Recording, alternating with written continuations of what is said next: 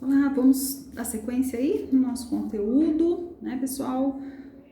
Quase reta final já do nosso conteúdo, né? Quem diria, vamos terminar o semestre, né, dessa forma, mas enfim, que seja dessa forma, né?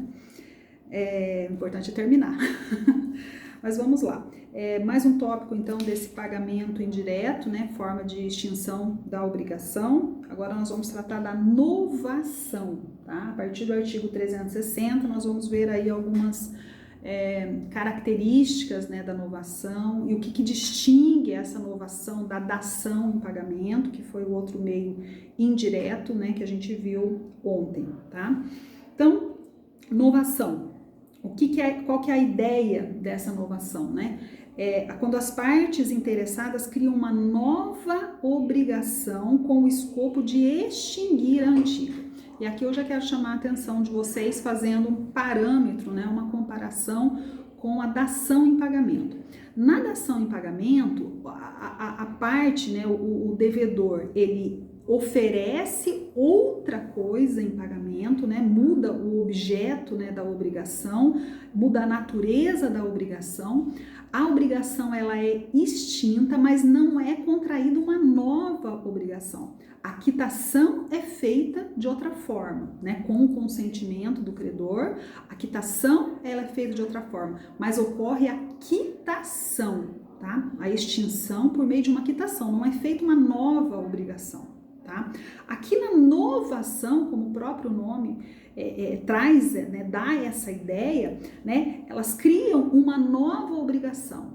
Tá? A extinção da obrigação antiga vai ocorrer, mas é criada uma nova obrigação. Por isso a ideia, né, vem esse termo de novação, uma nova obrigação. Ok? Então, olha só esse exemplo aí, né? Uma pessoa deve, né, para outra uma quantia de R$1.000, né? E aí ele como forma de quitar essa obrigação de R$1.000, ele cria uma nova obrigação. Ele não faz, né? Não presta um serviço de pronto, mas ele cria uma nova obrigação dizendo, ó, eu vou fazer um serviço, né, como forma de quitar a obrigação, tá? Mas veja bem, a quitação não é momentânea, como ocorre na dação em pagamento. Aqui é criada uma nova obrigação. E aí o credor aceita por meio de uma convenção, né, celebrada, extingue-se a obrigação anterior, que será substituída por uma nova, ou seja, uma nova obrigação entre as partes é criada. Tá? Então, essa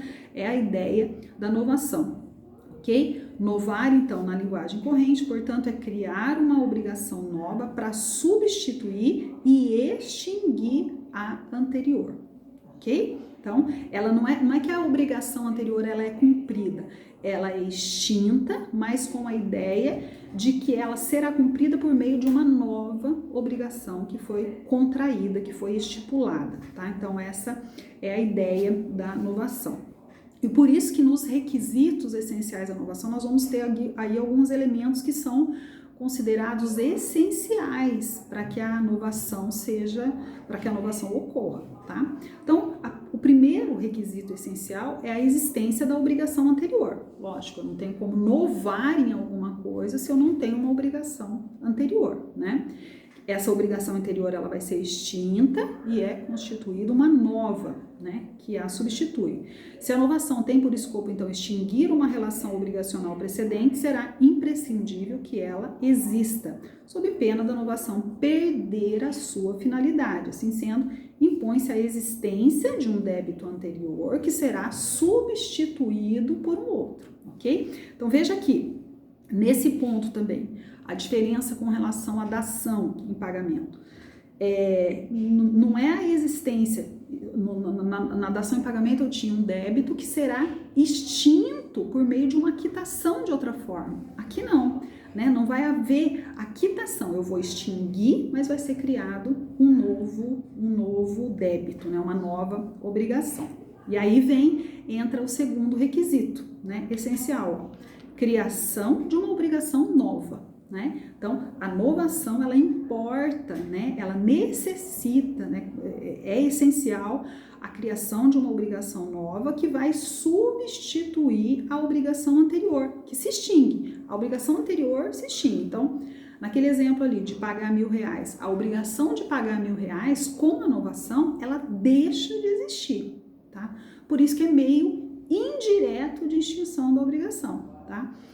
Não ocorre a quitação, pagamento por meio de outra coisa, como ocorre lá na dação. Aqui vai ser contraída uma nova obrigação, e é por isso que essa nova obrigação faz extinguir a primeira, tá? Então, segundo requisito, criação de uma obrigação nova, né? Uma vez que se dá origem à extinção da antiga e a criação de uma nova relação obrigacional. Terceiro requisito é esse elemento novo, né? A inserção de um elemento novo na segunda obrigação é que torna diferente a anterior.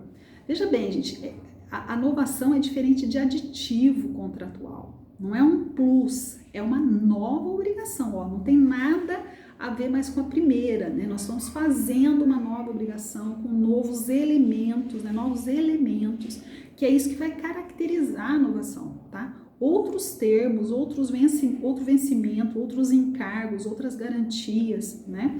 Então, novo elemento.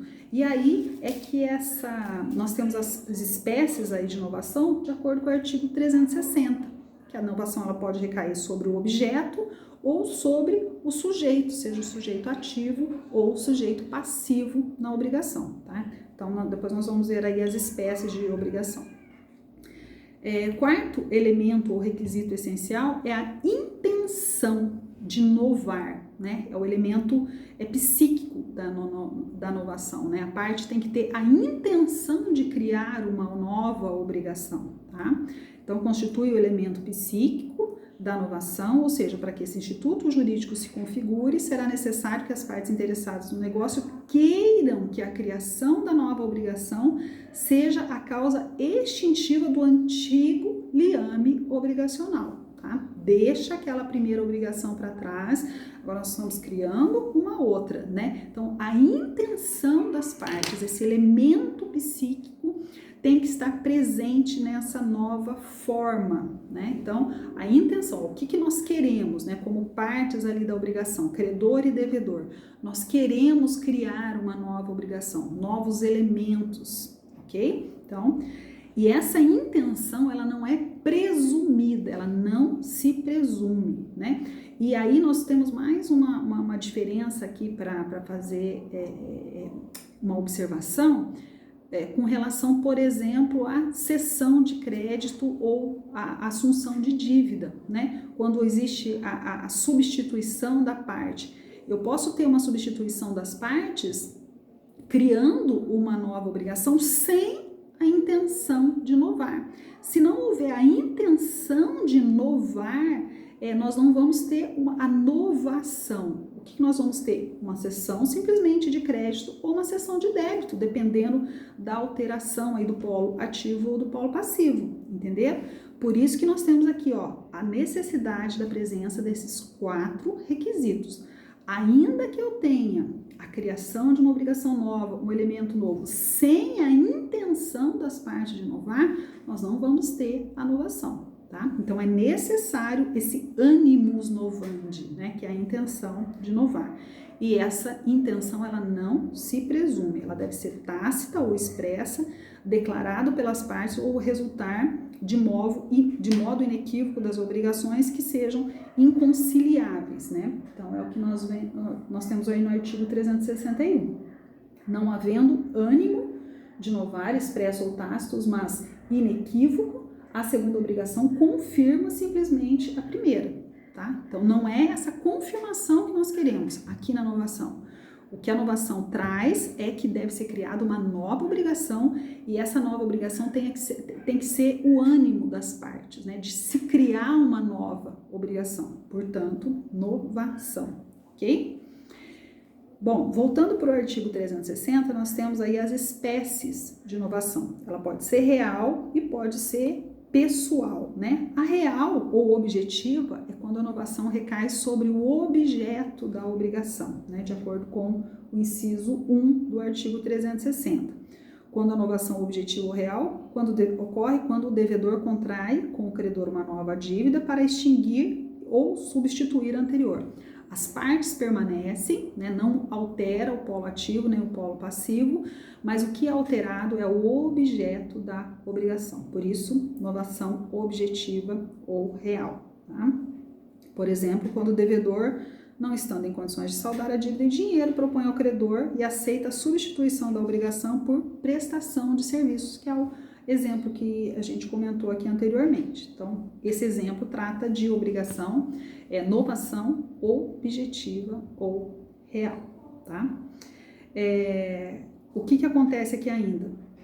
Pode haver a novação objetiva, mesmo que a segunda obrigação consista também no pagamento em dinheiro, tá? Eu posso não alterar o objeto, né? Então, vamos imaginar lá que naquela obrigação de R$1.000, né? Não, nós vamos fazer uma novação e a obrigação vai continuar, o objeto vai continuar sobre um pagamento, mas nós vamos alterar agora o vencimento, as condições, as garantias, tá? Ou seja, manifestada ali a intenção entre as partes de fazer essa novação, né? Cria-se uma nova obrigação. O novo elemento não precisa alterar a espécie do objeto. Eu mudo o objeto de 1.000, passa para 1.500, por exemplo, né? Mas o objeto continua sendo em dinheiro, mas eu tenho um novo elemento, tá? Ou seja, desde que a alteração seja substancial em relação à primeira e desde que presentes os requisitos aqui que a gente comentou, tá? Agora, a novação ela também pode ser subjetiva, né? Quando atinge, então, o sujeito da obrigação, chamada novação pessoal, né? E é o que nós temos nos incisos 2 e 3, né? Que trata da sucessão do devedor ou do credor, né? Alteração aí no polo ativo ou no polo passivo.